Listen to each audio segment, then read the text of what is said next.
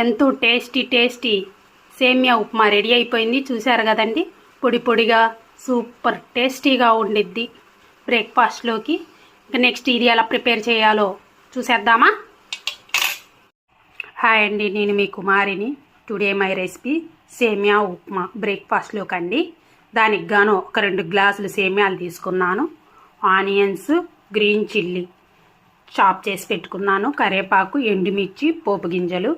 ఇప్పుడు stove on చేసి గిన్నె పెట్టుకొని అందులో వాటర్ వేసుకున్నాను. బాగా ఉడకాలి. అందులో కొంచెం సాల్ట్ వేసుకుందాము. ఇప్పుడు వాటర్ బాగా మరిగిపోయినాయి. ఇందులోకి సేమియా వేసుకుందాము. సేమియా కొంచెం మెత్తబడాలి. ఒక 5 మినిట్స్ ఉడికితే చాలు.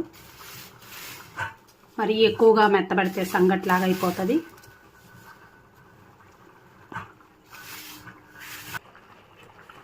చూస్తున్నారు కదా, ఇప్పుడు సేమియాలు ఉడికిపోయినాయి. ఇప్పుడు స్టవ్ ఆఫ్ చేసి మూత పెట్టుకొని వాటర్ వంపేసుకుందాము. ఇప్పుడు సేమియాలో వాటర్ వంపేశాను. ఇప్పుడు స్టవ్ ఆన్ చేసి అందులో బండి పెట్టుకున్నాను. ఇందులోకి పోపు గింజలు వేసుకుందాము. జీలకర్ర, ఆవాలు, కొంచెం పచ్చిశనగపప్పు ఎక్కువే వేసుకుందాము. మినపప్పు, మినపగుండ్లు,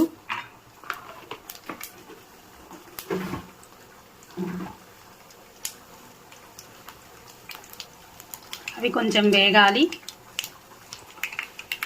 ఇప్పుడు ఇందులోకి ఆనియన్స్ వేసుకుందాము.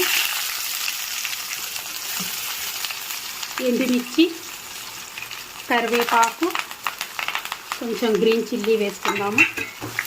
ఒకసారి మిక్స్ చేసుకుందాము.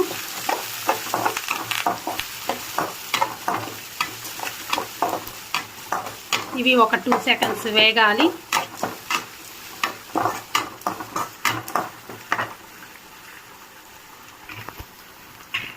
ఇప్పుడు ఆనియన్స్ వేగిపోయినాయి. ఇందులోకి సేమియాలు వేసుకుందాము.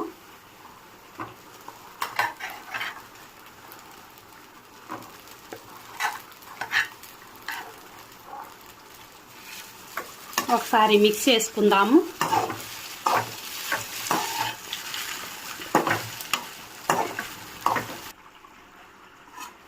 ఎంతో టేస్టీగా ఉండే సేమియా ఉప్మా రెడీ అయిపోయింది.